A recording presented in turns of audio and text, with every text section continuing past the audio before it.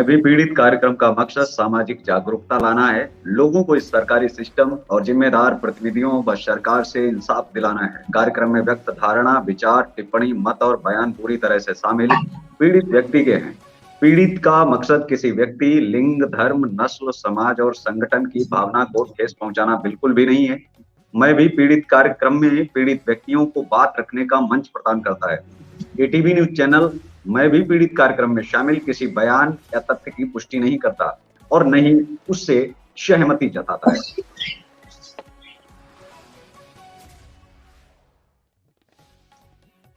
नमस्कार, मैं हूं केशव पंडित और आप देख रहे हैं देश का तेजी से बढ़ता है एटीवी न्यूज चैनल। और आप इस वक्त हमारा खास कार्यक्रम देख रहे हैं, पीड़ित मांगे इंसाफ। ये जरूरी भी हो जाता है कि जिस समय जो कार्यक्रम चलाना है उसका एक टाइम होता है, लेकिन पीड़ितों के लिए कभी भी कोई भी मंच खुला होना चाहिए और खुला रहना भी चाहिए। कहते हैं कि अगर इंसाफ में देरी हो जाए तो वो फिर नाइंसाफी से भी बड़ा हो जाता है। हमारे साथ में इसी कड़ी में अमरोहा से नूर जहां है हमारे साथ इस वक्त मौजूद, जिनके भाई जेल में बंद हैं, निर्दोष बता रही हैं वो उन्हें, और उसके साथ ही उनके पति के ऊपर भी मुकदमा दर्ज है। बहुत ही पीड़ित हैं, प्रशासन से इच्छा मृत्यु की गुहार तक लगा दी। इतना परिवार पीड़ित है। अब आप समझ सकते हैं कि किस तरीके से सरकारी सिस्टम अपनी सरकारी शक्तियों का कैसा दुरुपयोग करता है और कैसे गरीबों और मजलूमों पर कहर ढाता है। नूरजहां, बहुत बहुत स्वागत है आपका मैं भी पीड़ित कार्यक्रम में।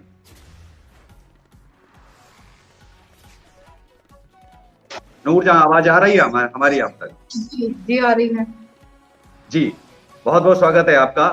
क्या समस्या है, क्या प्रॉब्लम है और क्या जरूरत पड़ गई कि प्रशासन से इच्छा मृत्यु की मांग कर दी आपने कि हमें अब आप इच्छा मृत्यु आप दे दीजिए इस तरह का, और उसके बाद जो है पुलिस भी आपके घर लग जाती है? तो क्या पीड़ा है, क्या दर्द है, मैं ये जानना चाहता हूँ, क्योंकि हमारे दर्शक भी जाने और वहां का प्रशासन भी सुने आपको। जी जी, मैं चाहती हूँ कि मेरे भाइयों को इंसाफ मिलना चाहिए। क्या कहानी पूरी हुई थी? पूरी कहानी आप शुरुआत से लेकर के क्या अंत तक बताएंगे कि क्या क्या हुआ था और क्या पुलिस ने किया, क्या हुआ है अभी तक की? जी, शुरुआत कहाँ से हुई थी? शुरुआत से यह है कि मेरे भाई ने, शाहरुख ने कोर्ट मैरिज किया था। जी, लड़की गाँव की लड़की गाँव की रहने वाली है, तो उसको उन्होंने डरा धमका के अपने पास रखा था और कुछ दिनों के बाद उसे मार दिया लड़की को। जी, मारा या खुद मरी, खान जेल चला गया, शाहरुख को नहीं जान। और मैं और मेरे भाई बहुत परेशान है, बहुत। नहीं आप रोइए मत, मैं पूरा आपका जो है मैं पूरा साथ हूँ आपके। और शायद मुझे लगता है कि दर्शक भी इस चीज को देख रहे होंगे, प्रशासन भी देखेगा, और वो बिल्कुल जो है आप बिल्कुल बेहिचक होकर के, निडर होकर के आप पूरी आप बात बताएं कि क्या आपके साथ हुआ है। क्योंकि मैंने जब सुना तो मुझे लगा ये कि जरूरी है कि पीड़ितों की भी बात रखनी चाहिए, और वो मंच ढूंढते भी है कि उनको बात रखने का पूरा अधिकार है, ये उन्हीं के लिए मंच है। आप बिल्कुल आप पूरी बात आप बताएं कि क्या हुआ है, क्या आपको पुलिस ने नहीं सुना और क्या आपको प्रशासन ने नहीं सुना, क्योंकि यहाँ पूरा देश आपको सुनेगा। पुलिस ने हमारी कुछ नहीं सुनी। जी, हमारी कुछ नहीं सुनी पुलिस ने। हमें यह है कि हमें इंसाफ मिलना चाहिए और कि हमें इस चीज में हमें जांच चाहिए। हम ये चाहते हैं कि हमें इंसाफ मिलना चाहिए। और मेरे पति हैं जो बहरे और गूंगे हैं, कुछ नहीं जानते हो बिल्कुल भी, तो उनका भी उन्होंने नाम लिखा दिया है। दिन में 200 रुपये कमाते हैं वो, तो 3 मेरे बच्चे हैं, बताओ मैं कहाँ लेके जाऊँ ना।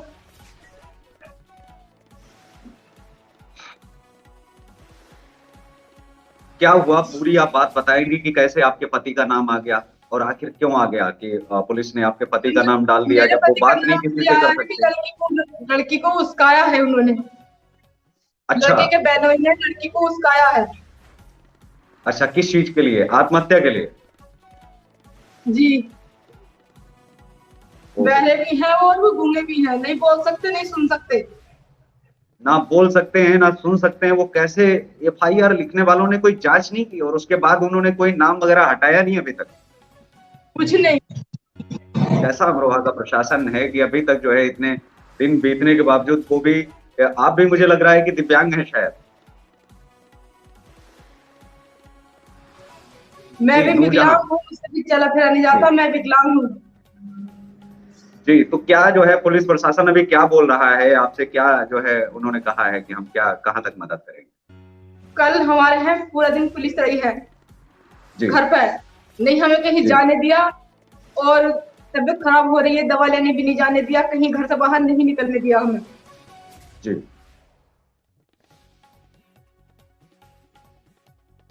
तो हम ये अब चाहते आप हैं कि क्या हमारा चाहते हैं मेरा जो सरकार जेल से खाली और पुलिस से, आप क्या चाहते हैं? मैं चाहता हूं, क्योंकि आपने पूरी बात तो रखी नहीं है इस कार्यक्रम में, शायद जितना विस्तार से रखनी चाहिए थी कि आपके साथ क्या क्या हुआ, क्योंकि आपके साथ अन्य जो लोग बैठे हुए हैं उनका आप परिचय देंगे। आपकी मम्मी जी जो हैं वो शायद कुछ कहना चाहती हूँ।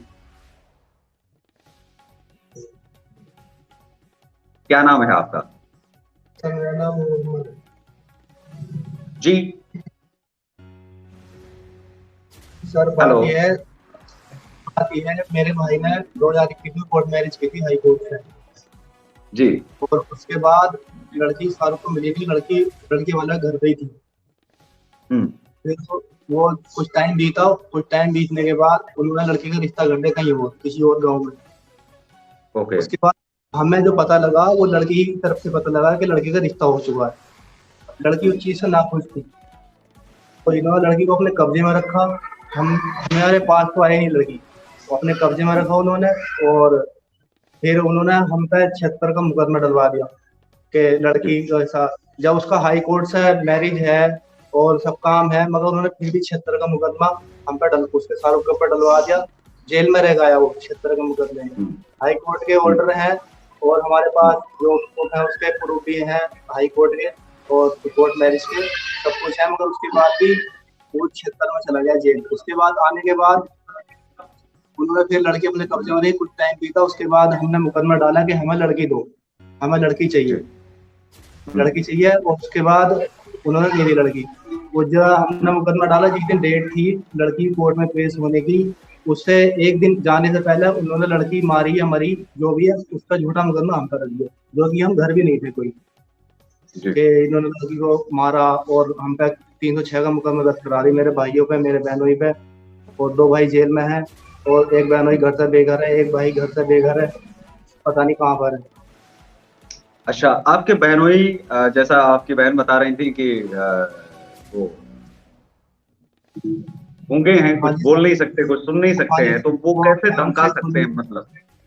हाँ जी सर, उन्होंने रिपोर्ट में भी लिखवाया है FIR में कि नहीं, जांच हमारी अधिकारी लड़की। आया नहीं था मतलब? उसने क्या थाने से ही जांच बना दी, मतलब रिपोर्ट बना के बस अपने मन से और कर दिया चार्जशीट? हाँ जी सर, हाँ जी सर, हाँ जी सर। और मतलब आपके घर हमने, पर आकर के बहनोई को देखा ही नहीं कि वो किस हालत में है, जो लिखवा दिया गया वही चीज देख ली उन्होंने और वही कर दिया कि वो जो व्यक्ति उन्होंने बोल नहीं लिखवा दिया, सकता है, उसके जो बाद व्यक्ति सुन नहीं कार्रवाई सकता करी। है। हमसे किसी ने पूछा कि कौन क्या है, कुछ नहीं। हमें तो खाली पकड़ा, हमारे भैया को अंदर किया, पकड़ अंदर किया। हम सर गांव में, जी। हम घर में गांव में, हमारे पिताजी भी नहीं है। हमारे पिताजी को 10 साल या 12 साल हो गए एक्सपायर हुए हुए।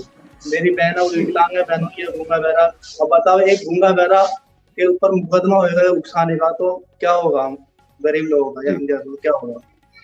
जी। क्या सर हम चाहते हैं अभी इस वक्त आप हम प्रशासन चाहते से? हैं कि सर प्रशासन, सर माननीय श्री योगी जी से भी यही चाहते हैं कि इस चीज में जांच होनी चाहिए, कड़ी से कड़ी जांच होनी चाहिए। लड़की का पोस्टमार्टम होना चाहिए कि कैसे मरी, क्या हुआ। हम जांच चाहते हैं और हमें इंसाफ मिलना चाहिए। जो मेरे भाई 2 अंदर जेल में है, 2 महीने से हमें धक्के खाते खाते ये टाइम हो गया। हम खाने के पीने के, हम घर से बेघर परेशान है बहुत ज्यादा। और आपने देखा पहली ही बात, होगा। जब लड़की बालिग है और शादी कर लेती है तो उसके बाद तो किसी भी प्रकार का कोई मुकदमा नहीं बनता है, पहली चीज। दूसरी चीज है हाँ, कि जब और पुलिस ने अगर मुकदमा पंजीकृत कर भी लिया था तो 376 तो किसी भी कैसे भी नहीं उस पर जो है बन पाएगा, या तो लड़की ने दर्ज कराया होता। और हम सब जानते हैं कि लव मैरिज के बाद में क्या होता है, क्योंकि उसके बाद में जो है वो मुकदमा लड़की के पिता और माता के पक्ष में ही जाता है। तो उसके बाद में जो है उन्होंने घर पर रखा, लेकिन आपने ये मांग नहीं की कि हमें आप हमारे घर में आप भेजी, जब शादी हो चुकी है तो घर में जो है भेजा जाए, तो पुलिस से आपने ये मांग नहीं की? सर हमने कोर्ट से ही मांग की थी, कोर्ट से ही मांग की थी हमने, और मुकदमा डाला था वो उसे लेने के लिए, मगर उन्होंने कह दिया कि हम मार देंगे, लड़की वो कर देंगे, देंगे नहीं। लेकिन लोग तो लड़ते हैं ना, कहते हैं 10 साल लड़ेंगे, 5 साल लड़ेंगे। लोगों में हिम्मत तो बहुत ज्यादा है। आपने तो इच्छा मृत्यु की मांग आपने परिवार सहित आपने डटकर डाली। जी, सर ऐसे क्या नौबत आ गई? सर हमारी सुनवाई नहीं हो रही। हम डीएम साहब के यहाँ गए थे कि हमें 15 तारीख का हम सुसाइड कर लेंगे, अभी तक हमारी कोई सुनवाई नहीं हुई। एसपी साहब मिले नहीं हमें, तो उन्हें बोल दिया आप कि योगी एसपी जी के पास आप साहब। जाइए। मुझे लगता है कि योगी जी के दरबार में आप जो है वहां आप जाइए, वहां आप जो है अपने कार्यवाही के लिए आप उनको जो है कहेंगे तो मुझे लगता है कि कार्यवाही बिल्कुल होगी। और ईटीवी न्यूज चैनल के माध्यम से भी मैं अमरोहा के समस्त पुलिस अधिकारियों से और वहां के जो प्रशासनिक अधिकारी हैं उनसे अपील करूंगा कि इसमें निष्पक्ष जांच आप बिठाएं, क्योंकि आज नहीं तो कल खुलासा तो होकर के ही रहेगा। जो पीड़ित है उनके साथ सही हो और जो दोषी हैं उनको बख्शा नहीं जाए, उन पर कड़ी कार्रवाई हो। उसमें विलंब क्यों? आप एक ऐसे व्यक्ति के ऊपर केस लिख देते हैं जो गूंगा है, जो बहरा है, जो बोल नहीं पाता है, वो कैसे बचा सकता है? दूसरा, ये तो आम सी बात है कि अगर घर में बहू अपने ऊपर पेट्रोल डाल के या केरोसिन डाल करके आग लगा देती है तो फिर उसका जो परिवार है वो पूरे परिवार पर, मतलब बहन दूर दूर तक जिनका कोई रिश्ता ना हो, वो चल भले ही अमेरिका में हो, ब्रिटेन में हो, वहां तक जो है उनके बहनोई और बहन को घसीट लिया जाता है। और जबकि देखा जाता है कि ऐसे मामलों में 100% लास्ट में जो है उनको बरी कर दिया जाता है। कार्यवाही जो है होनी चाहिए, क्योंकि जब तक सबूत जो है अगर नहीं है, ऐसा कुछ है, तभी ये मुकदमे दर्ज होने चाहिए। जांच अधिकारी बेहतर होने चाहिए। जांच अधिकारी बिना जांचे कैसे उस कार्यवाही को आगे बढ़ा सकते हैं और कैसे आपके साथ में ये नाइंसाफी कर सकते हैं? सर हमारी यही विनती है श्री योगी जी से और जितने भी अधिकारी हैं, और आपका भी बहुत बहुत शुक्रिया सर, कि हम जांच चाहते हैं। अगर नहीं हुई ना तो सर हमें तो वैसे भी धमकी मिल रही है मारने की, कि अगर ये लड़का आ भी गया तो हम मार देंगे। हमें तो सर धमकी मिल रही है वैसे ही मारने की। हम ऐसा कुछ भी नहीं होगा। एटीवी न्यूज चैनल आपके साथ में खड़ा है और मैं चाहूंगा कि प्रशासन भी आपके साथ कल को खड़ा हो और पूरी तरीके से देखिए। आप हौसला रखिए, हिम्मत मत हारिए। होता है कभी कभी जो है जब जब जब सिचुएशन बिगड़ जाती है तो पीड़ित के लिए, देखिए अभी तक अगर आपका मंत्री का केस होता, मिनिस्टर का केस होता, तो अभी तक बड़ी मीडिया आपके पीछे पड़ी होती, अभी तक सवाल भी उठ रहे होते, आपको बड़ी बड़ी डिबेट्स में आपको बुलाया जाता, आमंत्रित किया जाता, तमाम पार्टियों के लोग आगे पीछे आते। अब ऐसे में ना तो आपको असदुद्दीन ओवैसी दिखाई देंगे, ना तो आपको तमाम जो मुस्लिमों के मसीहा कहे जाते हैं ना वो दिखाई देंगे। जो आम आदमी है वो केवल मरने के लिए बना है। उसमें प्रशासन भी जितना चाहेगा उतना निचोड़ेगा, उसको खाएगा, चूसेगा और उसके बाद में वही करेगा जो उसके मन में आएगा, क्योंकि लगातार मनमानी प्रशासन कर रहा है। ये देखने में आ रहा है, सुनने में भी, कि अभी तक 376 की धारा न हटना प्रशासन की मनमानी है। अभी तक जांच अधिकारी का जो है जांच सही ढंग से नहीं करना, यह भी एक मनमानी है। इसको तानाशाही नहीं बोलेंगे तो और क्या बोलेंगे? मैं तो प्रशासन से अपील करूंगा कि आप इस जांच को आप सही करें, अन्यथा लगातार डिबेट आपके खिलाफ तो चलाए जाएंगे। और बाकी के अन्य केसों में जब आप इतनी बड़ी चूक इस केस में आप कर सकते हैं, तो अन्य मुकदमे और जिनमें जांच अधिकारी जो बनाए गए हैं आपके केस में, तो अन्य फाइलों को भी खोला जाएगा, अन्य लोग भी शामिल होंगे और वो अपनी बात बिल्कुल रखेंगे, क्योंकि पीड़ितों को पूरा हक है कि वो इस मंच पर आकर के अपनी बात रखें और प्रशासन को, अधिकारियों को, जिम्मेदार अधिकारियों को और साथ ही सरकार को, प्रतिनिधियों को, और जो आका हैं जो कहते हैं कि मैं तो शाद में हूं, वो आजकल नहीं आ रहे हैं। जब मुसलमान कहते हैं, मैं आपसे जानना चाहता हूं कि जहां मुसलमान कहते हैं कि मैं तो उनके लिए खड़ा हूं, मौलाना बोलते हैं कि नहीं आप मेरे कहने पर वोट दे दीजिए समाजवादी पार्टी को, वो आजकल दिखाई नहीं देते क्या? हमारी सुनवाई हो नहीं रही जी। नहीं, मैं कहता हूं कि ये सरकार और प्रशासन के काम देर और दुरुस्त होते हैं, लेकिन जो ये जो मुस्लिम वोट बैंक के लिए लगातार जो है पड़े रहते हैं पीछे कि नहीं हमने करना है। आप इस समय इस दुख की घड़ी में कि आपको ईश्वर हौसला दे, मैं तो यही कहूंगा, ठीक है हम सब आपके साथ हैं, लेकिन क्या उनको नहीं मालूम है? क्या उनको आना नहीं चाहिए आपके पास? आपकी पीड़ा से सरोकार क्या उनका नहीं होना चाहिए? ऐसे लोगों को आप क्या बोलेंगे जो केवल वोट बैंक की राजनीति करते हैं? लेकिन जिस समय आम गरीब को, गरीब आदमी को किस समय जरूरत होगी? जब वो मुसीबत में होता है, तो उस समय तो उसके साथ में खड़े नहीं होंगे, तो फिर जरूरत कब होगी? ये कौन सा खेत जोतने के लिए आते हैं, पानी भरवाने के लिए आते हैं, किस काम आते हैं आम आदमी के? सर मेरा यही कहना है आपसे अब कि हमें सर इंसाफ मिला। आपके माध्यम से सर मैं श्री योगी से कहना चाहता हूँ कि सर हमें आप इंसाफ दिलाएं, और अगर इंसाफ नहीं मिला ना सर तो हमने डेट दे दी थी डीएम साहब को 15 की, आज 16 हो गई, तो सर हम तो सुसाइड कर लेंगे, क्योंकि हमारे पास सर कोई रास्ता नहीं है, हमारे पास कुछ नहीं है, कुछ भी। हमारे पिताजी नहीं है, हमारे चाचा नहीं है, हमारे दादाजी नहीं है, सबके सब एक्सपायर हो गए। हम ही हैं, 2 4 5 भाई बस, और गांव में कोई नहीं। हमारे गांव के बहुत अच्छे हैं, शुभ मगर नाम क्या है आपका? शुभ नाम क्या है आपका? सर मेरा नाम नूर मोहम्मद है। हाँ, नूर मोहम्मद। नूर मोहम्मद जी। देखिए, आप अगर हौसला हार जाएंगे तो आपके पीछे आपका पूरा परिवार है, आप उसका ख्याल करिए। हम सब आपके साथ में हैं और हम चाहेंगे कि ये फैसला भले ही देर से आए लेकिन दुरुस्त आएगा, बेहतर आएगा। जो उम्मीद आपने की थी, जो गलतियां अभी तक हुई हैं आपके केस में, जो मुकदमों में, उन पर जांच अधिकारी बेहतर काम करेंगे, यही उम्मीद है हमारी। और सरकार भी इस पर जो है ध्यान देगी ऐसे केसेस में, और ऐसे अधिकारियों को बिल्कुल जो है बर्खास्त कर देना चाहिए जो ध्यान नहीं दे रहे हैं और बिना जांच के जो है वो जांच कैसे भेज देते हैं, कैसे लिख के भेज देते हैं, उस पर भी मैं मांग करूंगा चैनल के माध्यम से। आप बिल्कुल निराश मत होइए, अपने परिवार का ख्याल रखिए, क्योंकि इस वक्त आपके परिवार को आपकी सबसे ज्यादा आवश्यकता है, सबसे ज्यादा जरूरत है। क्योंकि आप अगर कुछ करेंगे तो उसके पीछे क्या इंसान मिल जाएगा?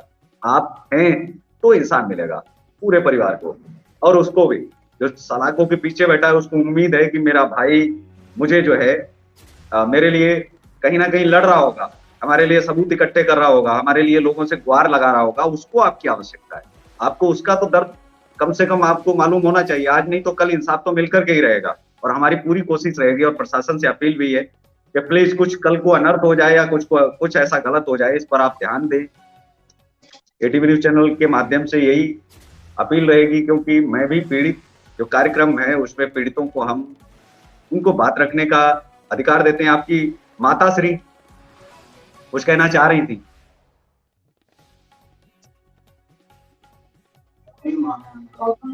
हमारी माँ है जी। कैसी हैं आप? हेलो, कैसी हैं आप? आप कैसी हैं?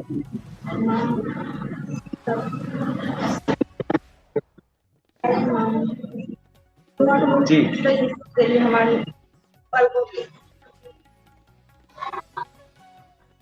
बिल्कुल आप निराश मत होइए, नेटवर्क आपके साथ में है और मैं बिल्कुल लगातार आपकी जो है सहायता के लिए हमारी टीम आपके पास आती रहेगी। और जिम्मेदार जो अधिकारी हैं जी, कुछ कह रही थी आप?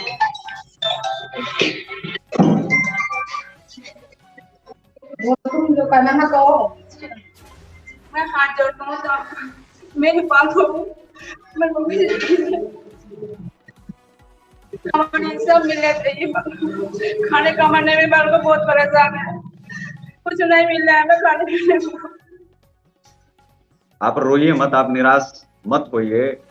मैं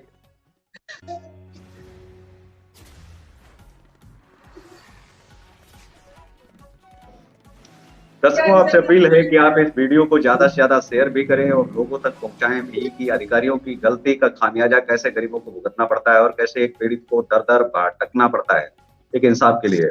इतनी बड़ी गलतियां, इतना बड़ा उसका खामियाजा कौन भुगतेगा? क्या आने वाले समय में इनको इंसाफ मिलेगा भी या नहीं? लेकिन जो अधिकारी हैं उन पर कार्रवाई कब होगी, उन पर चाबुक कब चलेगा सरकार का? क्योंकि सरकार जहां बताती है कि सभी को इंसान मिलेगा, सबका साथ सबका विकास, और कैसा विकास है, कैसा साथ। आज के इस कार्यक्रम में बस इतना ही, हमें दीजिए इजाजत, नमस्कार। और आप देखते रहिए देश का तेजी से बढ़ता एटीवी न्यूज चैनल। हम जल्द फिर मिलेंगे, मैं भी पीड़ित कार्यक्रम में फिर दोबारा मुलाकात होगी। तब तक हमें दीजिए इजाजत, नमस्कार, जय हिंद।